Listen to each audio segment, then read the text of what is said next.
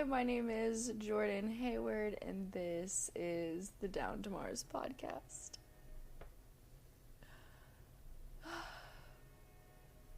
I guess for the introduction, we're going to talk about the South Node in Virgo. So, it is the morning of 12/12, and today is the launch day for this platform. And everything that could have impeded this process has gone on, including the fact that there is a train going through next to my house right now.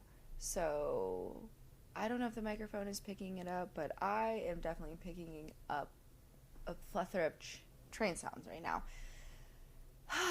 So, sometimes you just gotta do the imperfect thing. And so, welcome to the very imperfect introduction to the Down to Mars podcast. So, this started coming through in waves a few years ago, and I definitively said, I was like, I really do not want to do another platform. I don't want another branding, etc., etc.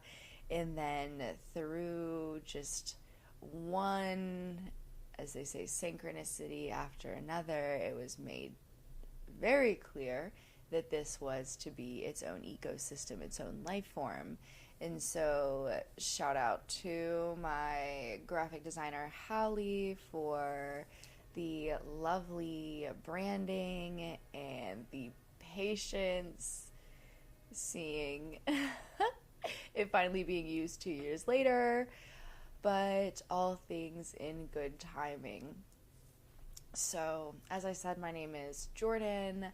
I have been journeying in this space for over a decade now. So, spending this last 9-year cycle just deeply in the initiatory process, deeply devoted to being a study of all things energetics, frequency, vibration, lifestyle, wellness, wholeness, whatever word you want to use for it.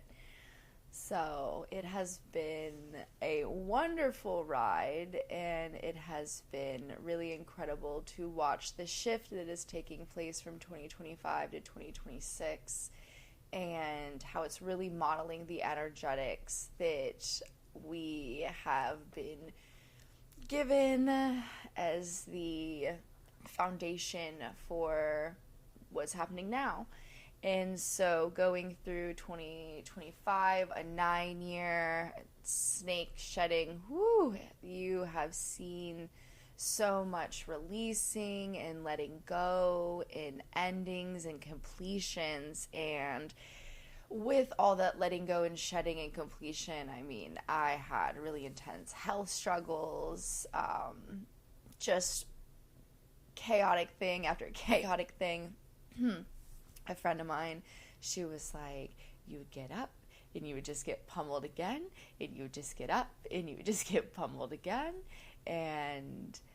But now the level of nervous system refinement and just space that I have for gratitude and patience and just seeing the comedy of it all is just incredible. It is unmatched. And so I wouldn't trade it for the world. And so I'm deeply grateful for the journey that was 2025, but I'm also extremely excited to trade these energies for their energies of 2026. We have a 1 year ruled by the sun, so moving into, it's like coats of paint, you know, all of the different like cycles change in waves. And so wave 1, we will move from wave 1, we will move from 2025 to 2026. We're moving from the 9 to the 1. Almost self-explanatory. The 9 is the ending, the 1 is the beginning, and so there will be new starts, new chapters, new journeys, including this podcast. And it is also, once we move into late January, you have Neptune moving into Aries, and so you have a foundational frequency change. And so you've seen Neptune in Pisces the past 14 years, and all of the things that came with that, a rise in spirituality and plant medicine, and people using altered states and shadow work and all of these Piscean things that are so beautiful. But there was also a lot of escapism and illusion and delusion, and we're leaving a lot of those energies behind. And so Neptune will move at the end of January into Aries, and you will see a massive change in spiritual leadership. I love that I've actually had this come up in so many circles, not even just chart readers, but people that are intuitively picking up on the shift in energetics. So that first change will happen the 9 to the 1, and then Neptune into Aries. And then as we move into February, we have Saturn following Neptune moving into Aries, and that will also bring a change in our foundational energetics. But really the important thing is days after Saturn makes that change, you will have the Saturn-Neptune conjunction at 0 degree Aries on February 20th. I have been talking about this configuration in all of my public talks, and just really has been a hallmark of really what I've been excited for over the past year. And so not only does that happen on February 20th, but there is an eclipse in it is February 17th. It's at 28 degrees Aquarius, and it is exactly conjunct my natal Saturn. I have Saturn natally at 28 degrees Saturn, or 28 degrees Aquarius. So I'm very excited to see what comes through that day. And on a personal note, I do live in New Orleans, and that Tuesday happens to be Mardi Gras Tuesday. So I'm very interested to see what shift of energetics occur over this period of time. And then days later, I will be, well, really the day after the eclipse, I'm going to go out to Sedona, so that on the 20th, I will be meeting with all the best people I know to do an amazing grid work activation. If you're hearing this before February 20th, the end of February, and you are interested in collaborating in that opportunity, please reach out to me. And if it is something that interests you, you are welcome to come and do really cool things with the team. Literally all the best people I know. I'm so excited to hug everybody, and so it's going to be a wonderful time. So all of these configurations are all shifting, and then as well that week we have the Lunar New Year, and so you're moving from that snake to the horse. And so just even think about the archetypal nature, just the behavioral lifestyle aspects of these two animals. The snake, we talked about the shedding, the letting go, molting, and then the horse, think about that wild horse just running free. And so this is a fire horse year. It's a lot of external energy, and so there's going to be a lot of outward momentum. And so after all of this work and all of this energetic configurations and shedding and letting go and creating space, we finally get some outward momentum during the 2026 energetics. And so I am so excited to move into this next phase in more of a teacher guide role and seeing how that is going to manifest. We have relaunched Inner Space Guide with my wonderful assistant, Mary.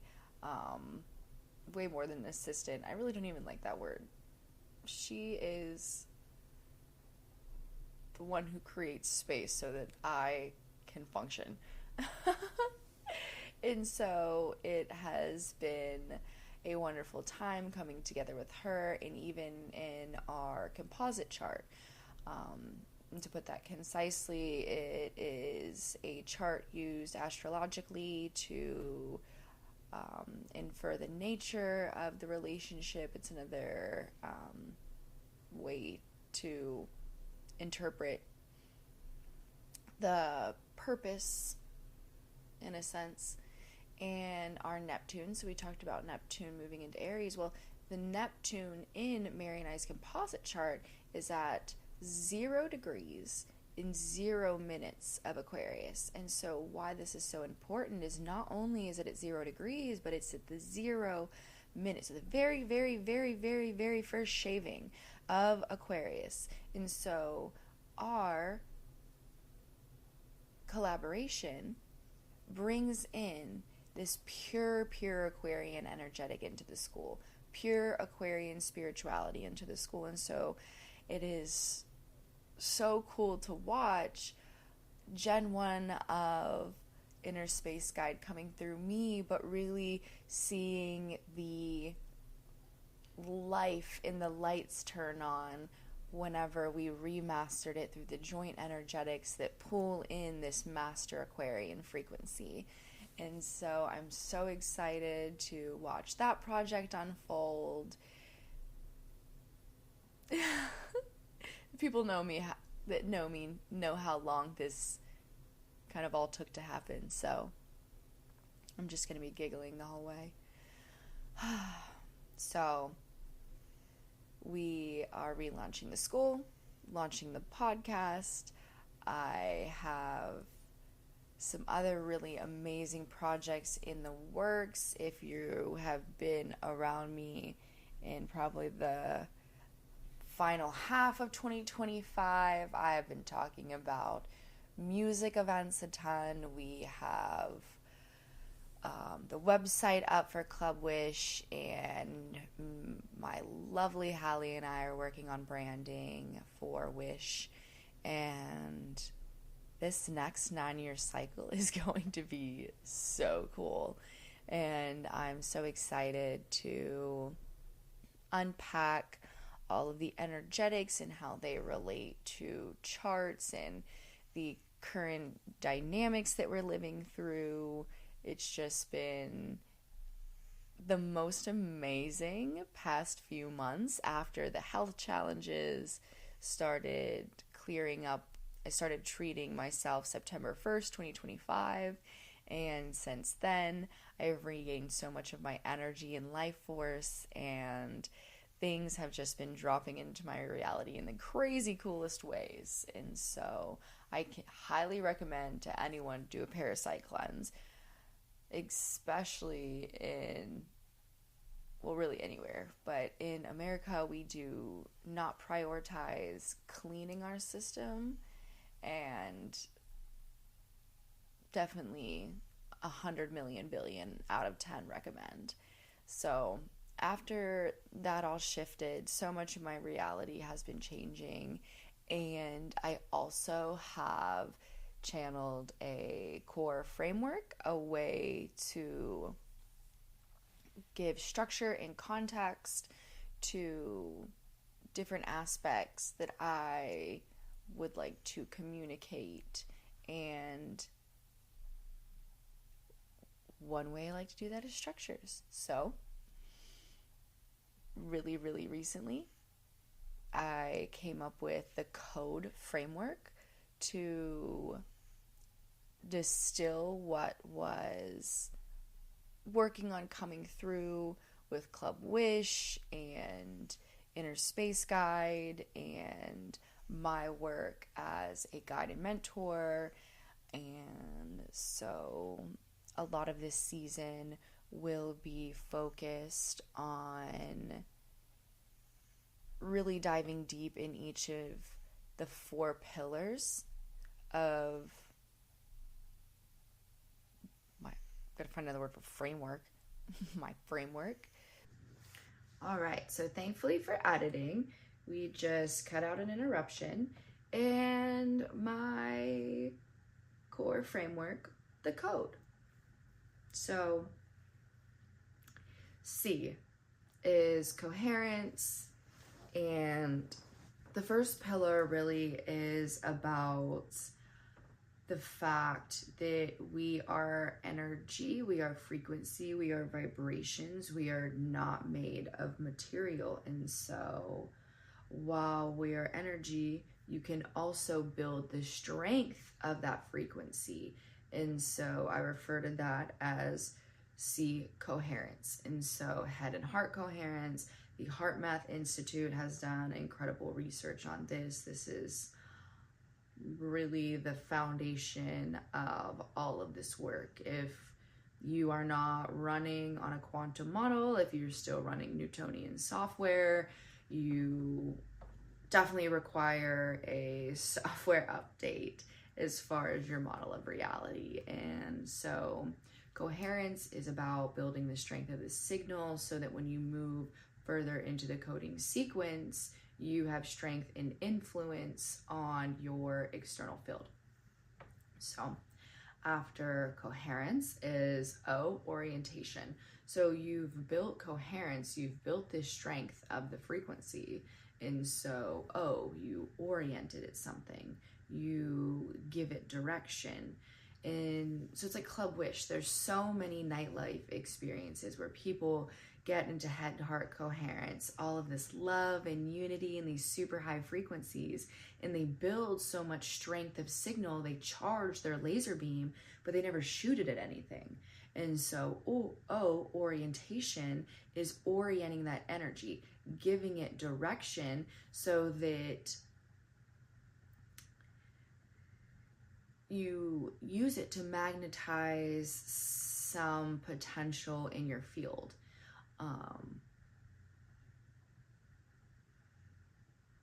And then D, demonstration. Demonstrating the inevitability of whatever you're coding for. And so C, you build strength of the signal. O, you give the signal direction. And then D, you demonstrate the inevitability of whatever you're coding for. It's the aligned action piece, the somatic piece, the actual performing of the action that goes with the thought form that you chose when you gave the energy direction. And then E, emergence. It is inevitable if you stay in harmony with the frequency, you give that energy direction, you give it orientation, and then you demonstrate accordingly. Emergence is inevitable, and we can use this code on an individual level, a collective level, a tribal level. This is why you see markers of chaos decline when you have meditation events and things in different areas, is they are pumping coherence into the field. So there is emergence of collective harmony, collective coherence, tribal coherence within the local field from this peaking of coherence that's generated by these meditative retreats, collectives, etc., etc., etc. I posted something the other day on my Instagram, and it was about, this guy has, figured out how to, affect the people around him, heal the people around him, etc., etc. And he just talks about how he meditates and how we have now illustrated using science that this affects the field around you.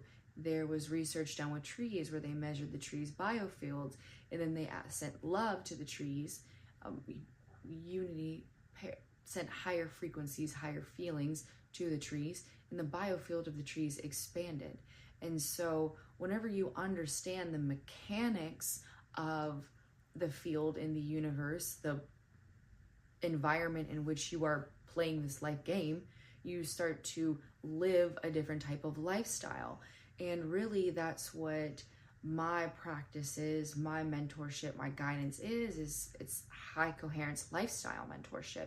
How do you make choices that align with high coherence day after day after day after day, so you orient your energy to the highest coherent energetic, the highest coherent outcome, your quote unquote highest timeline, by continuing to choose and orient over and over and over and over again towards the highest coherent, highest vibrational choice available to you in that moment.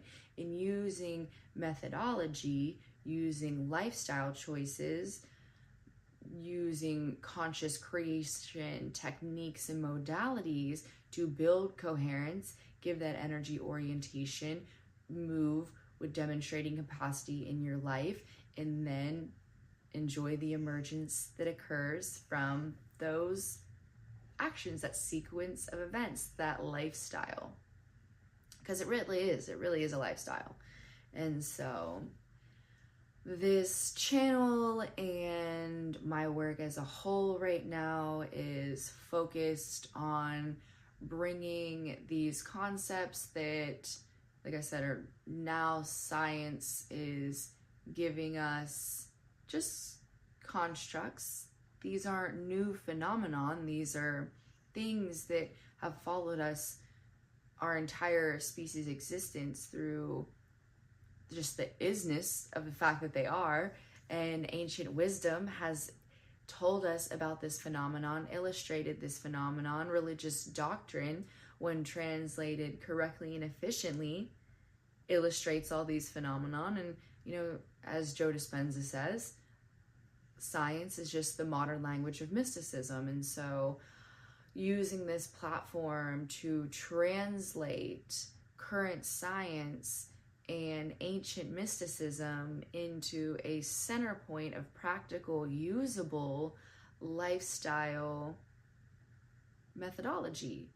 And it has been a joy being a student of this work for over the past 10 years. 10 years of really deliberate, intense, localized, focused study. Many years beyond that. Many lifetimes beyond that. But that's a story for another day. And so the Down to Mars platform will be used as a communication tool. I have a heavy third house. Gemini midheaven. I am slated to be a communicator, and this will be one pathway for that, through which we will have discussions and interviews and master classes and all kinds of fun stuff to really unpack the shifts that are required of us as a collective during this experience that we are all participating in at this moment. We know the 9 to the 1, the snake to the horse. We can already see the breakdown and the rebuilding of systems. This is the rotating door to bring us outside, inside to the outside, to the inside, the upside down, to the right side up. And so, yeah, I'm excited for whatever journey unfolds. Thank you for being here. And feel that that is complete. We will be back on Tuesdays, Mars Day, obviously, with unpacks of science, the framework, and anything that is alive in the field at the time. So thank you for tuning in for this perfectly imperfect, rambly, noise-filled introduction. And I'll see you on Tuesday. Thanks. Bye.